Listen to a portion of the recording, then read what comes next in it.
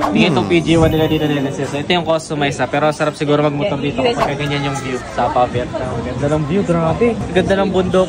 Uso kasi dito yung mga semi-automatic, kaya siguro puro PG1 dito. Pagkataon lang din na may event tayo ng PG1. Tingnan nyo, may mga grills tayo dito sa headlight. Naka-protective boots na rin yung suspension. Tapos may baon na gas at saka tubig. Top box. Iba na rin yung upuan. Ayan siya oh.